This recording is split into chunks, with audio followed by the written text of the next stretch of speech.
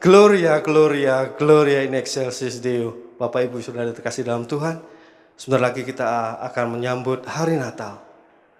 Bapak Ibu, seperti layaknya orang Majus, mereka mempersembahkan yang terbaik untuk Tuhan. Bapak Ibu yang terkasih, apakah Bapak Ibu dan saya sudah mempersembahkan yang terbaik untuk Tuhan? Mari Bapak Ibu, saya mengajak kita mempersembahkan yang terbaik untuk Natal hari ini. Haleluya, puji Tuhan. Selamat pagi Bapak Ibu yang terkasih dalam Tuhan. Selamat datang di ibadah raya Gereja Baptis Indonesia Smyrna. Hari ini Minggu 13 Desember 2020. Bapak Ibu, ibadah kita yang kita laksanakan hari ini adalah ibadah yang ke-270. Kiranya ibadah kita diperkenan dan dilindungi oleh Tuhan.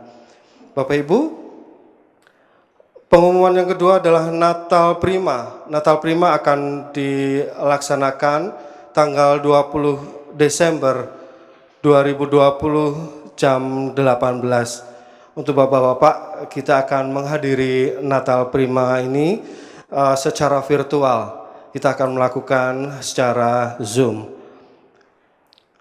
Pengumuman yang ketiga, malam pujian Natal. Malam pujian Natal akan diadakan tanggal 24 Desember 2020 jam 18 waktu Indonesia Barat secara virtual. Bapak Ibu, pengumuman yang terakhir, ibadah Natal dan perjamuan Tuhan kita akan laksanakan pada hari Jumat 25 Desember 2020 jam 8 pagi waktu Indonesia Barat. Bapak Ibu, demikianlah pengumuman kita hari ini, dan mari kita akan bersama-sama memasuki saat teduh kita.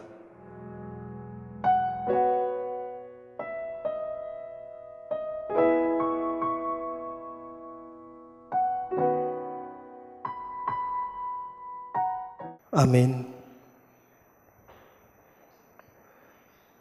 Sebab aku ini mengetahui rancangan-rancangan apa yang ada padaku mengenai kamu. Demikianlah firman Tuhan, yaitu rancangan damai sejahtera dan bukan rancangan kecelakaan, untuk memberikan kepadamu hari depan yang penuh harapan. Yeremia 29 ayat 11. Bapak Ibu, kita akan berdoa bersama, kita bersatu hati dalam doa. Mari kita berdoa. Bapa di surga, terima kasih atas berkat-Mu. Terima kasih atas berkat yang Kau berikan pada kami. Berkat yang Kau berikan kepada kami hari lepas hari, penyertaan Tuhan yang melingkupi kami dalam setiap hidup kami. Kami mau menyerahkan ibadah kami hari ini kepada-Mu ya Allah. Kiranya Tuhan berkenan atas ibadah ini. Mohon ampun atas dosa kami, agar dosa kami tidak menghalangi ibadah kami kepadamu. Mohon ampun atas dosa kami, agar dosa kami tidak menghalangi berkat-Mu yang turun untuk kami. Dalam nama Yesus Kristus, kami sudah berdoa dan mengucap syukur. Amin. Bapak Ibu yang terkasih dalam Tuhan, kita akan menaikkan pujian kita dari suplemen nyanyian pujian 559. Nyanyi lagu Natal.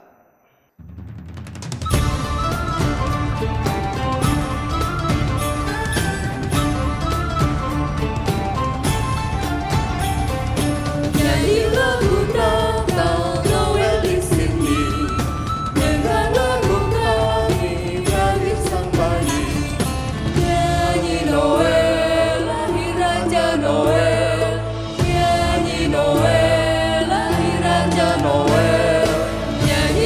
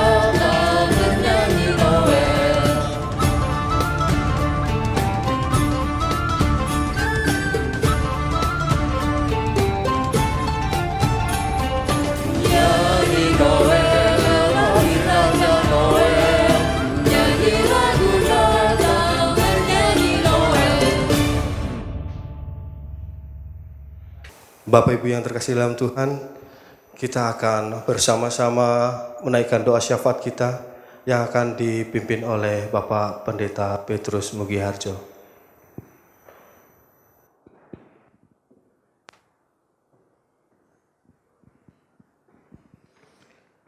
Mari kita tundukkan kepala kita naikkan syafaat kita kepada Tuhan. Bapa yang rahmani dan rahimi, Allah Bapa dan Tuhan kami, Yesus Kristus, kesempatan pada pagi ini kami datang kepadamu, menaikkan syukur kami yang sedalam-dalamnya, karena kemurahan dan kebaikan-Mu terus berlimpah dalam kehidupan kami, dari hari ke hari sampai pada pagi hari ini. Bapa, kesempatan yang baik pada saat ini kami ingin terus berdoa, menyerahkan bangsa dan negara kami, terkhusus di dalam menangani pandemi COVID-19. Bapa di surga, kami mohon belas kasihan-Mu, kami mohon kuasa-Mu menyertai kami sekalian, sehingga ketika kami menghadapi pandemi COVID-19 yang belum berakhir sampai pada hari ini, kami mendapatkan semangat dan kekuatan yang dari Tuhan. Dan kiranya dengan hikmat-Mu itulah kami juga boleh menentukan sikap kami boleh melaksanakan semua tugas dan kewajiban kami, mematuhi protokol kesehatan dengan baik dan penuh dengan tanggung jawab. Sehingga kami boleh sungguh-sungguh bersama-sama seluruh rakyat Indonesia dengan pemerintah untuk bisa menanggulangi pandemi COVID-19 dan kerinduan kami, pandemi COVID-19 segera berakhir di bumi Nusantara ini.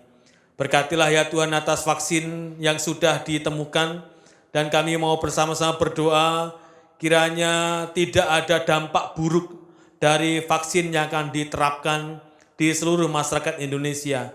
Tidak ada gejala-gejala yang memburuk, tidak ada tanda-tanda yang memburuk, tetapi justru dengan vaksin yang boleh dimasukkan ke dalam tubuh kami, akan membuat tubuh kami menjadi kuat dan sehat dan mampu menanggulangi virus yang ada di sekitar kami. Terima kasih Bapak, berkatilah pemerintah kami dalam menjalankan roda pemerintahan. Kiranya hikmat-Mu juga akan memenuhi mereka, sehingga mereka boleh melaksanakan semua tugas kewajibannya sebagai pengabdi masyarakat, sebagai pemimpin atas kami sekalian, dan mereka boleh melaksanakan dengan seadil-adilnya dan juga dengan sejujur-jujurnya melaksanakan semua tugas dan tanggung jawab yang sudah mereka sanggupi pada saat mereka menjabat menjadi pemerintah kami. Terima kasih Bapa, kami menyerahkan stabilitas politik, stabilitas keamanan, ketertiban, pangan, ekonomi yang ada di negeri kami ini, sehingga semuanya boleh berjalan dengan baik dan dalam kondisi yang baik, sehingga seluruh masyarakat Indonesia tetap tinggal aman dan nyaman di negeri Nusantara yang sudah Tuhan percayakan kepada kami sekalian. Kesempatan baik pada pagi ini kami juga mengingatkan Gabungan Gereja Baptis Indonesia. Kami bersyukur oleh karena jalannya pelayanan yang terjadi di keluarga besar Gabungan Gereja Baptis Indonesia boleh berlangsung dengan baik sampai pada hari ini. Bahkan Badan Pengurus Nasional yang sudah mengalami perpanjangan masa periodenya kiranya juga boleh mengakhiri dengan baik di tahun depan. Dan ketika kami bersama-sama mengadakan musyawarah besar Gabungan Gereja Baptis Indonesia, kami boleh mensyukuri atas semua karya Tuhan melalui keluarga besar Gabungan Gereja Baptis Indonesia. Berkatilah para pimpinan kami yang ada di PPN, yang ada di PPD, yang ada di yayasan-yayasan dan juga yang ada di lembaga-lembaga. Kiranya mereka boleh tetap bersinergi, bekerja bersama-sama, bersatu, bersehati, untuk memajukan pelayanan-pelayanan yang ada di lingkup keluarga besar Gabungan Gereja Baptis Indonesia. Gereja-gereja Tuhan yang ada di bumi Nusantara ini, beserta dengan gembala sidang dan hamba Tuhannya, berkatilah ya Tuhan, supaya Gereja Baptis Indonesia, meskipun di masa pandemi ini, tetap boleh menjalankan pelayanannya, bahkan mempersembahkan hasil dari semua jerih lelah pelayanannya kepada Tuhan, bagi hormat dan kemuliaan nama-Mu. Berkatilah keluarga besar Smyrna dengan semua kesibukannya masing-masing, baik kami yang bekerja, baik kami yang belajar, baik kami yang ada di rumah, dan baik kami yang ada di suatu tempat untuk melaksanakan suatu tugas. Mari Tuhan berkatilah, supaya keluarga besar Smyrna dimanapun berada akan mendapatkan cinta kasih Tuhan, pertolongan Tuhan, dan pernaungan Tuhan. Kami semuanya selamat, kami semuanya sehat, sejahtera, kami terbebas dari COVID-19, dan kami juga merasakan damai sejahtera Tuhan. Bapa, berkatilah pelayanan yang ada, yang bisa kami lakukan di keluarga besar Smyrna. Kiranya pelayanan-pelayanan yang kami lakukan sungguh-sungguh berdampak baik atas kemajuan keimanan kami kepada Tuhan, atas pendewasaan iman kami sekalian, sehingga keluarga besar Smyrna sungguh-sungguh didiami oleh orang-orang yang takut akan Tuhan. Terima kasih Bapa untuk syafaat kami hari ini. Kami bersyukur oleh karena Engkau mendengarkan syafaat kami, dan kami percaya Engkau akan memberikan yang terbaik buat kami sekalian, tepat pada waktu dan kehendak Tuhan. Terima kasih Bapa, di dalam nama Tuhan Yesus Kristus kami berdoa. Amin.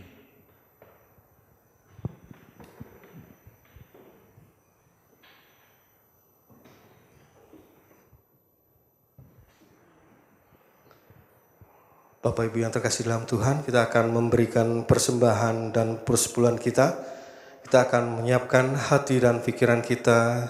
Kita akan bersatu hati di dalam doa untuk persembahan kita. Tibalah saatnya pada tata ibadah kami hari ini ya Allah. Kami akan menghaturkan persembahan dan persepuluhan kami. Inilah kami, inilah persembahan kami ya Tuhan. Kiranya Tuhan berkenan atas persembahan kami ini.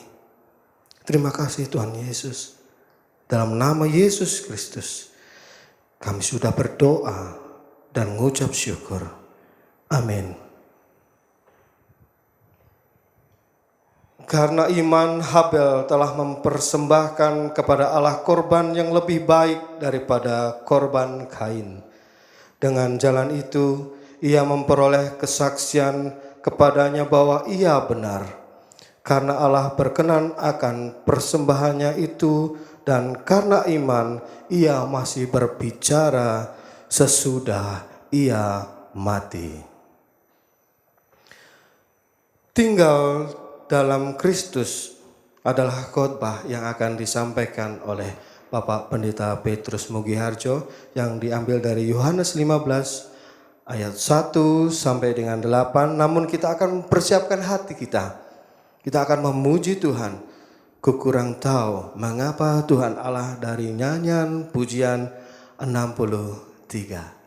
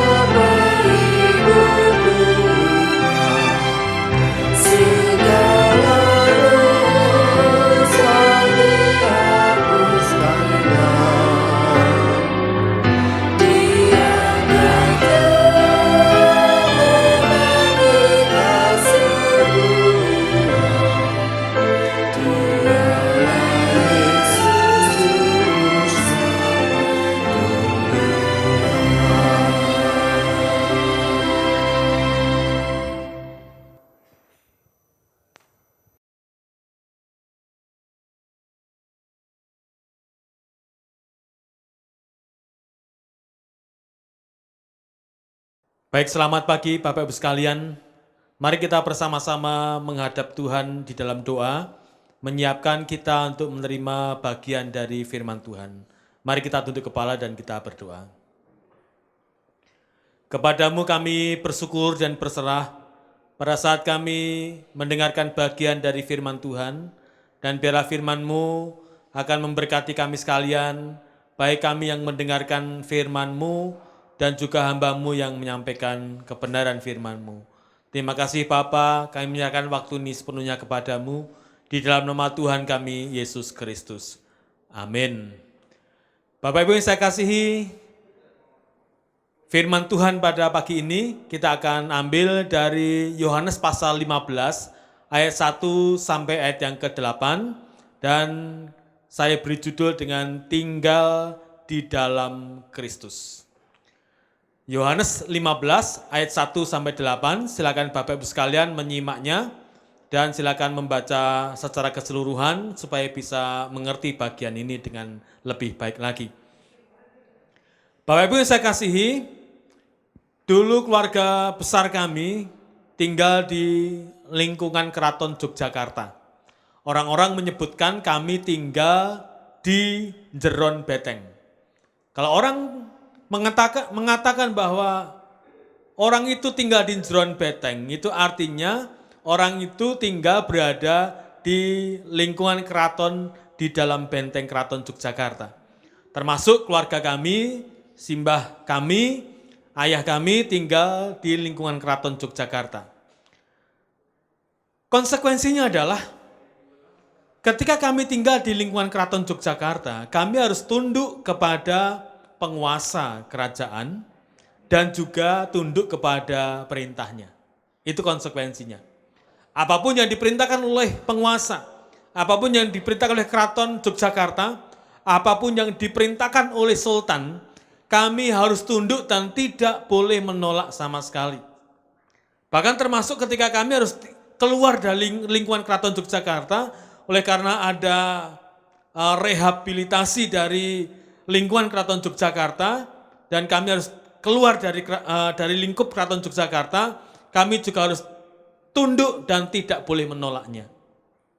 Bapak Ibu saya kasihi, mungkin seperti itulah konsekuensinya pada saat kita tinggal di dalam Kristus. Sama seperti waktu kami tinggal di lingkungan keraton, kami harus tunduk kepada penguasanya, kami harus nurut kepada perintahnya. Nah, sedangkan sekarang kalau saya bicara bahwa kita tinggal di dalam Kristus, mungkin punya konsekuensi yang sama, yaitu bahwa kita harus tunduk pada penguasa kita, dan kita juga harus tunduk kepada perintahnya. Yang menguasai kita ketika kita tinggal di dalam Kristus adalah Kristus. Itu artinya bahwa hidup kita semuanya, orang-orang yang berada dalam Kristus, kita harus tunduk kepada Kristus. Dan apapun yang Dia perintahkan, apapun yang Dia firmankan, kita juga mesti harus tunduk kepada perintah dan firman-Nya. Sebagai konsekuensi bahwa kita tinggal di dalam Kristus. Di dalam Nats Yohanes pasal 15 ayat 1 sampai dengan ke-8, mari kita lihat di mana posisi kita. Yang pertama, bagian pertama, di mana posisi kita. Dalam Nats ini, Tuhan Yesus menggambarkan dirinya sebagai pokok anggur yang benar, dan murid-muridnya adalah ranting-rantingnya, dan Bapa adalah pengusahanya. Garis bawahi, Yesus adalah pokok anggur yang benar, kita adalah ranting-rantingnya, dan Bapa adalah pemiliknya atau pengusahanya. Oleh sebab itu saya mau katakan pagi ini, mari kita sadar dengan posisi ini. Mari kita ingat dengan posisi ini, bahwa Yesus adalah pokok anggur kita, bahwa Yesus adalah pokok kita, bahwa Yesus adalah sumber kehidupan kita, karena Dia adalah pokok anggur yang benar, dan Bapa adalah pemiliknya, Bapa adalah pengusahanya, dan kita adalah ranting-rantingnya. Jangan pernah kita menginginkan bahwa kita menjadi pokok anggurnya. Dan jangan pernah bermimpi atau berusaha kita menjadi pemilik atau pengusahanya. Tuhan sudah tetapkan kita menjadi ranting-rantingnya. Sekali lagi, kita bukan pokoknya, dan kita juga bukan pengusahanya. Yohanes pasal 15 ayat 1 dan 5 ini menegaskan posisi kita. Akulah pokok anggur yang benar, dan kamulah ranting-rantingnya. Ayat 1. Dan ayat yang ke-5 dikatakan, akulah pokok anggur yang benar, dan kamu adalah rantingnya. Jelas di situ bahwa firman Tuhan sudah menetapkan bahwa Yesus merupakan pokok anggur dari kehidupan orang-orang percaya. Bapa adalah pengusahanya, Bapa adalah pemiliknya, Bapa adalah pribadi yang menguasai dari anggur, pokok anggur itu, kebun anggur itu. Dan kita adalah bagian dari ranting-rantingnya yang punya kewajiban, punya tugas sebagai rantingnya. Dengan tetap berpaut kepada Kristus sebagai pokok anggur. Dengan tetap terpaut kepadanya sebagai sumber kehidupan, maka ranting-ranting itu mampu menghasilkan buah. Dan oleh karena Allah yang dilukiskan sebagai pemilik anggur, Allah jugalah yang akan memelihara dari anggur itu, dari kebun anggur itu. Dan ketika Allah memeliharanya, maka Allah memperhatikannya, ranting-rantingnya dengan seksama, akan memperhatikannya bagaimana ranting-ranting itu mengeluarkan baka-baka buah, dan terus membersihkannya, terus mengusahakannya, terus merawatnya, supaya ranting-ranting yang punya baka buah akan berbuah menjadi semakin banyak. Hanya masalahnya adalah, apakah kita sebagai ranting-rantingnya sungguh-sungguh terpaut kepada pokok anggur? Lihat di situ, sekali lagi bahwa Allah Bapa adalah pemiliknya, Allah Bapa adalah pengusahanya, Allah Bapa lah yang menguasai segala-galanya. Sehingga Allah Bapa tahu dengan pasti, tahu dengan persis apakah ranting ini berbuah atau tidak. Apakah ranting ini terpaut kepada pokoknya atau tidak. Allah Bapa tahu dengan pasti. Oleh sebab itu saya mau katakan dan bertanya kepada kita sekalian. Apakah kita sungguh-sungguh menjadi ranting yang terpaut dengan pokoknya? Ranting tidak bisa berpura-pura terpaut. Ranting tidak bisa berpura-pura nempel. Karena Allah Bapa tahu mana ranting yang terpaut dan mana ranting yang tidak terpaut. Mana ranting yang menempel atau ranting yang tidak menempel. Sekali lagi, ranting tidak bisa menyembunyikan diri dari pengusahanya, yaitu Bapa. Lalu muncul pertanyaan, bagaimanakah agar kita dapat tetap melekat? Bagaimanakah agar kita tetap bisa terpaut kepada sumber kehidupan, yaitu Kristus? Di ayat yang ke-7 di sana dijelaskan bahwa kita bisa terpaut, kita bisa terus menempel kepada pokoknya, kita terus ada hubungan dengan pokoknya ketika apa? Jikalau kamu tinggal di dalam aku dan firmanku tinggal di dalam kamu.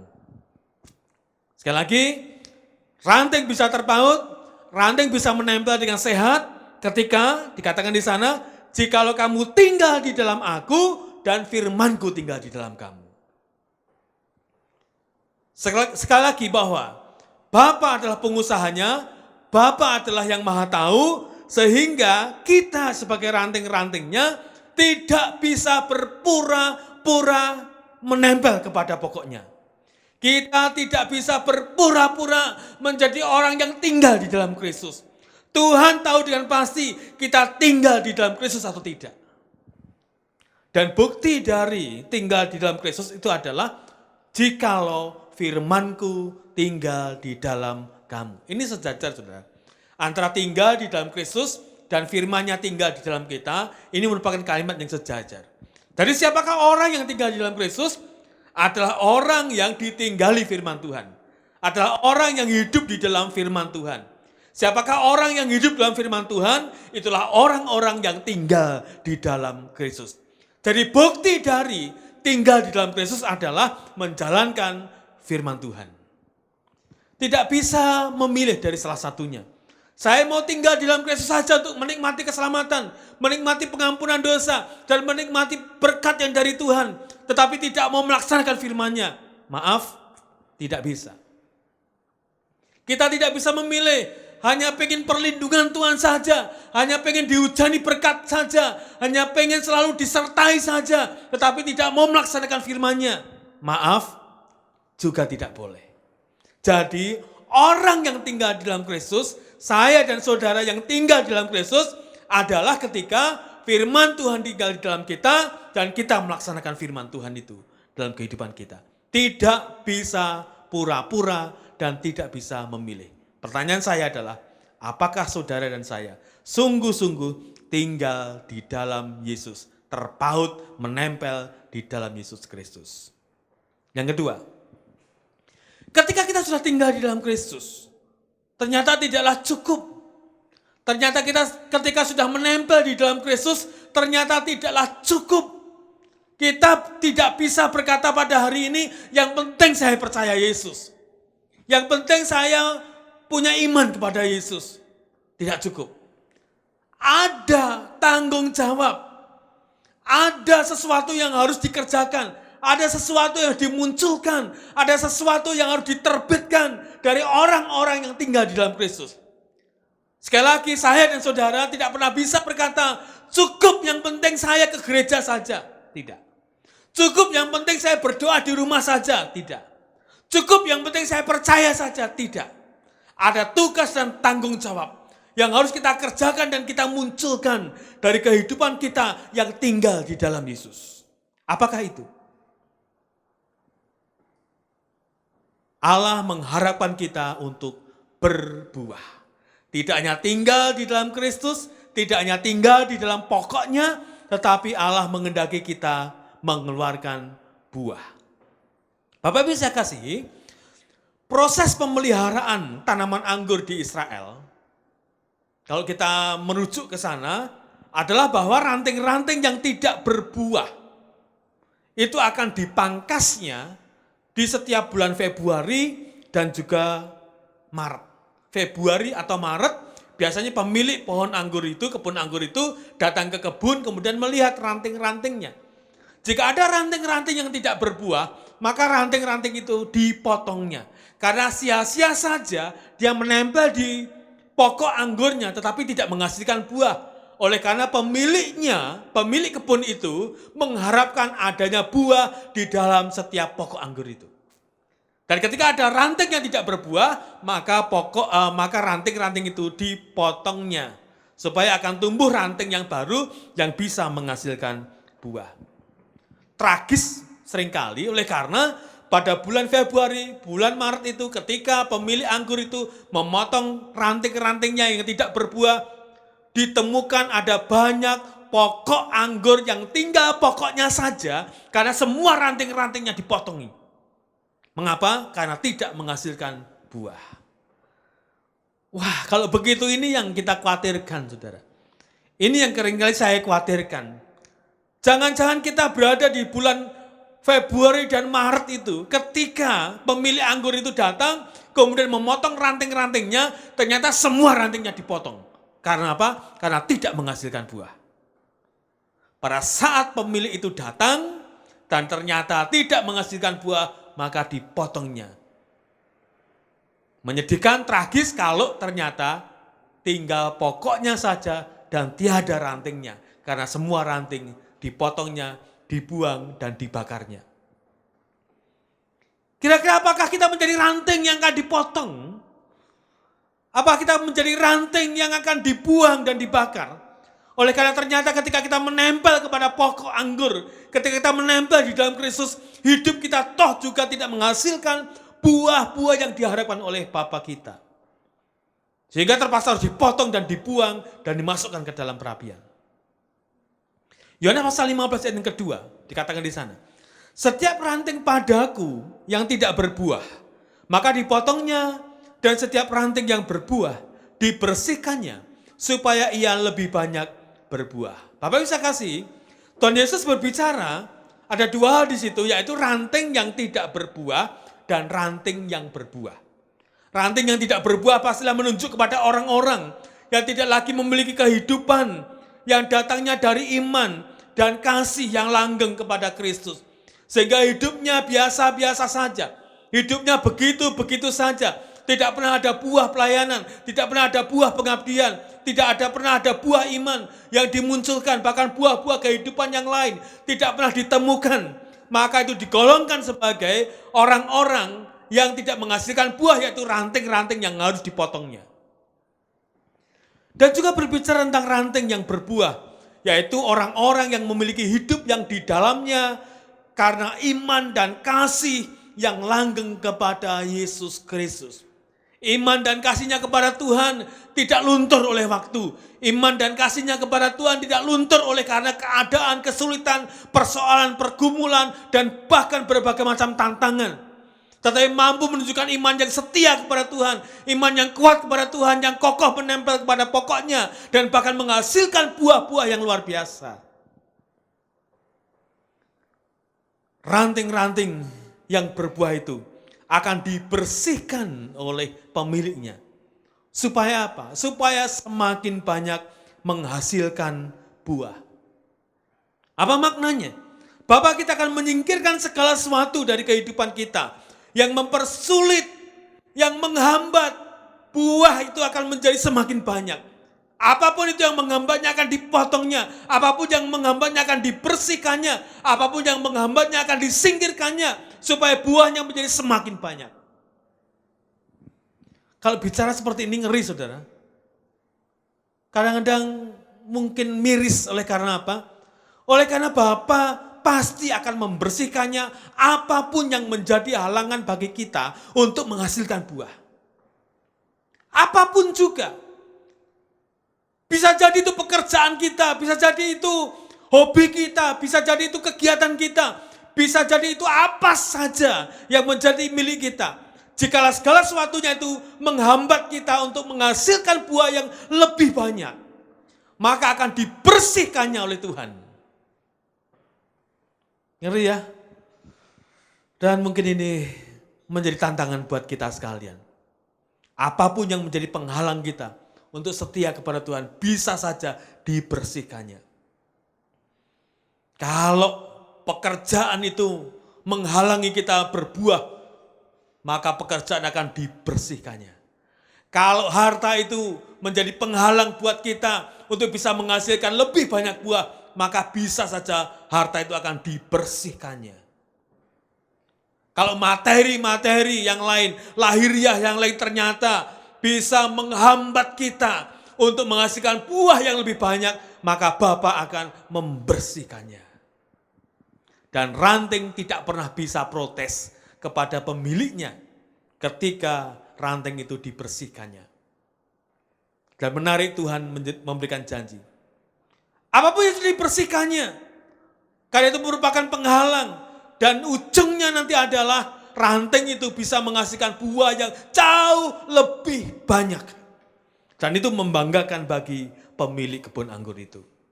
Bapak yang saya kasihi, buah adalah kualitas tabiat Kristen kita yang memuliakan Tuhan, yang memuliakan Allah melalui kehidupan kita, melalui kesaksian kita. Buah itu akan dilihat oleh orang lain. Buah itu akan dirasakan oleh orang lain, bukan oleh dirinya sendiri. Ketika kita menjadi seorang Kristen yang terpaut kepada Yesus, ketika kita menjadi seorang Kristen yang tinggal di dalam Yesus, maka kita harus menghasilkan buah-buah kehidupan kita. Dan buah itu harus bermanfaat bagi orang lain dan membawa kemuliaan nama Tuhan.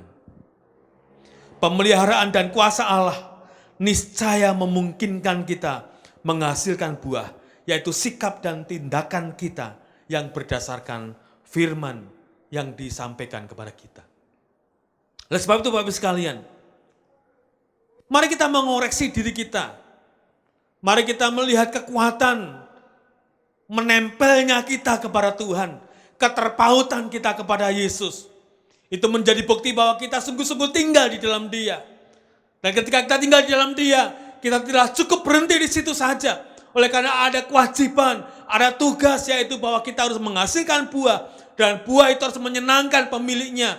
Buah itu harus menyenangkan Kristus.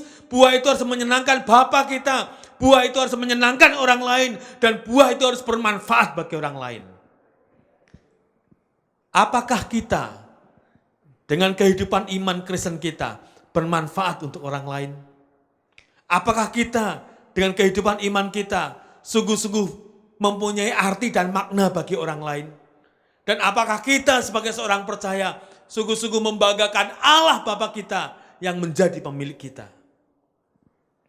Akhirnya Bapak Ibu sekalian, sebagai murid, mari kita pusatkan perhatian kita kepada tindakan iman ini, yaitu menghasilkan buah yang nyata. Kasih itu bukan teori, tapi kasih itu tindakan. Baik hati, itu harus dibuktikan dalam kehidupan kita. Murah hati harus dibuktikan dengan tindakan kita. Segala sesuatu yang kita terima dari firman Tuhan harus kita bukti nyatakan dalam kehidupan kita, dalam keseharian kita. Karena itu merupakan buah-buah dari kehidupan iman kita yang harus kita munculkan untuk menyenangkan hati Bapa kita dan juga bisa bermanfaat bagi orang lain. Buah-buah itu harus muncul di segala bidang kehidupan kita. Mulai dari rumah kita. Apakah kita sungguh-sungguh bermanfaat di rumah kita? Apakah sungguh-sungguh orang-orang di rumah kita senang dengan kehadiran kita? Buah itu harus dirasakan juga dalam kehidupan di lingkungan kita. Apakah di lingkungan kita merasa senang dengan kehadiran kita? Apakah kita bermanfaat bagi lingkungan kita? Buah itu harus muncul dan keluar di gereja kita. Apakah gereja senang dengan kehadiran kita?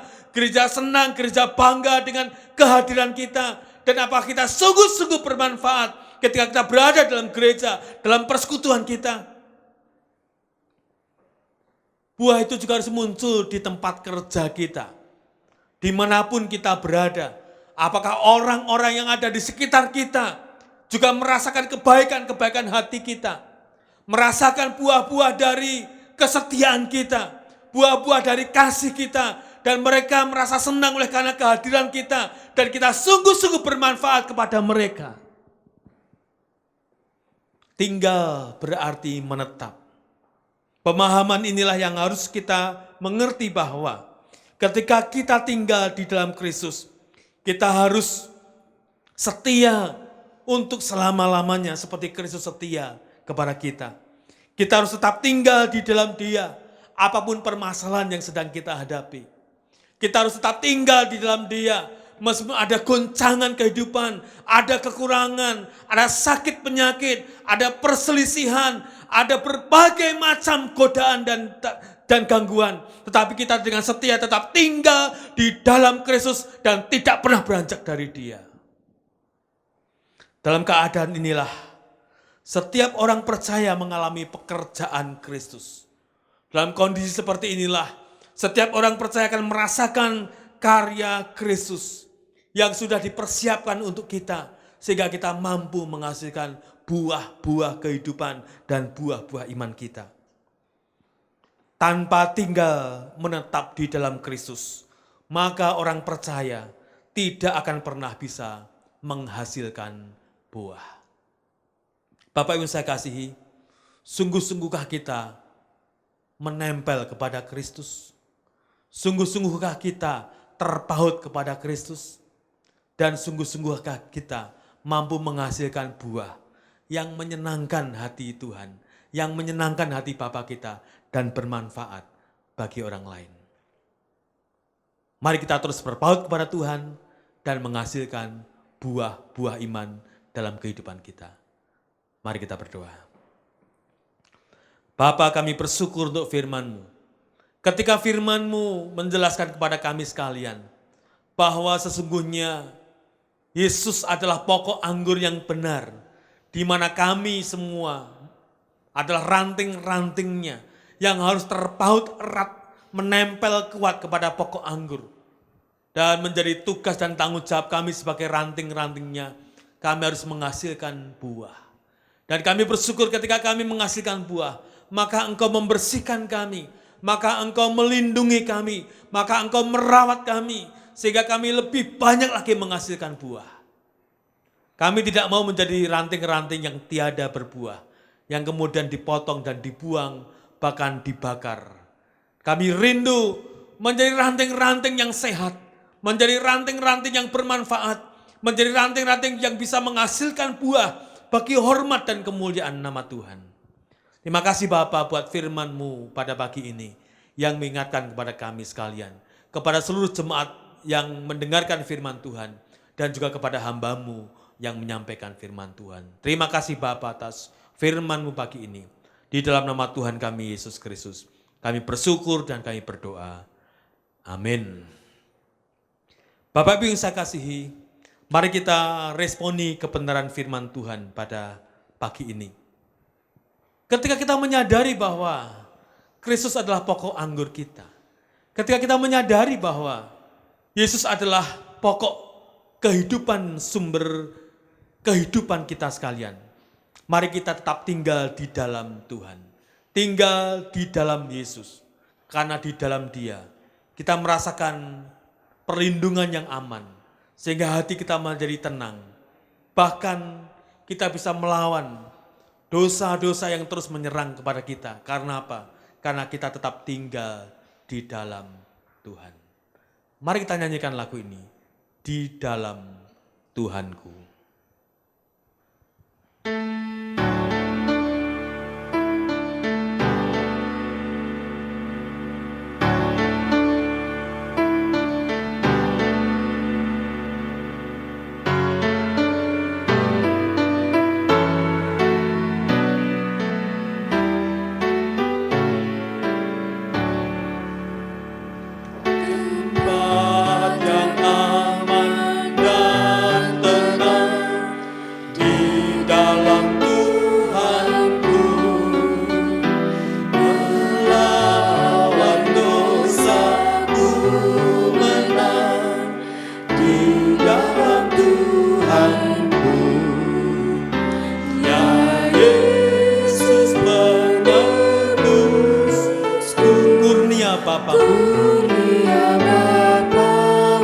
Tetapkanlah hidupku ya Tuhan.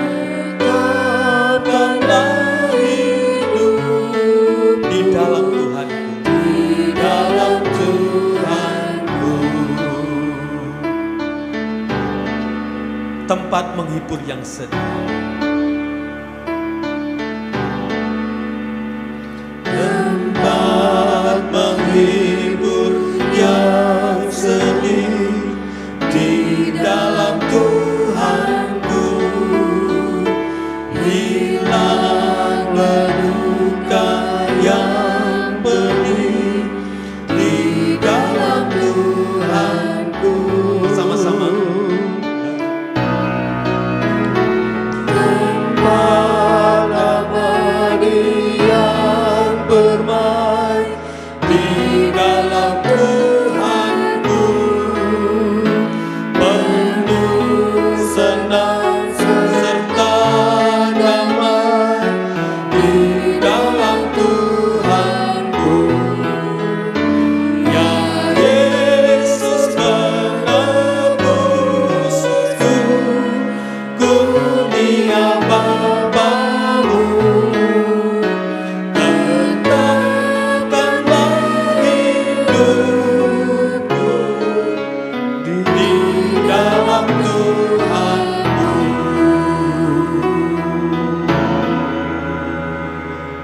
Mari bersama-sama kita tundukkan kepala kita. Kita akan menghadap Tuhan dan bersyukur atas ibadah kita pada hari ini. Bapa di surga, segala puji, hormat, dan syukur kami naikkan kepadamu ya Tuhan. Karena ibadah kami hari ini boleh berlangsung dengan baik karena penyertaan dan perlindungan Tuhan. Bapa, kami siap mengakhiri ibadah kami hari ini dan juga kami siap untuk menerima berkat Tuhan.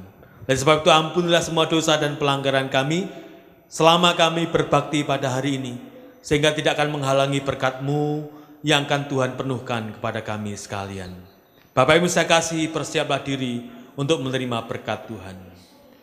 Kiranya Bapak Ibu dan saudara sekalian diberkati Tuhan dengan berlimpah-limpah kekuatan dan kesehatan, kecukupan dan perlindungan, dan bahkan penyertaannya. Kiranya saudara sekalian diberkati oleh Tuhan dan dijauhkanlah dari COVID-19, sehingga Bapak Ibu tetap sehat, tetap kuat, sukacita dan bahagia. Dan kiranya kasih karunia dan damai sejahteranya di dalam Allah Bapa, keselamatan di dalam Tuhan kita Yesus Kristus, penghiburan dan penyertaannya di dalam Roh Kudus akan menyertai Bapak, Ibu, dan saudara sekalian mulai pada hari ini sampai Tuhan datang kembali. Amin. Tuhanmu memberkatimu.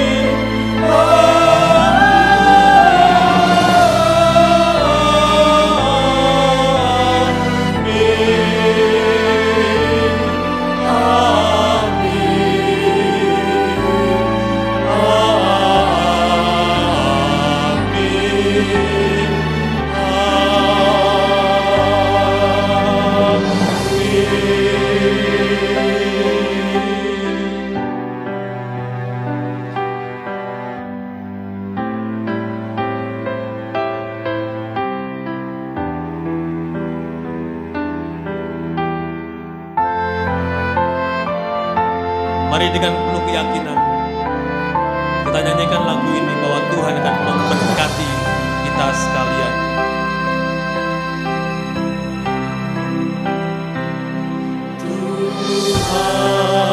Tuhanmu memberkatimu, Tuhan melindungi menyinarimu,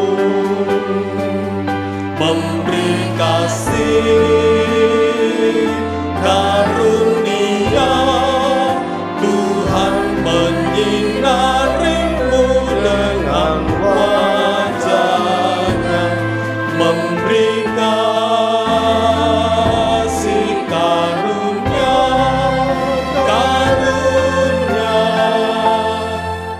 damai sejahtera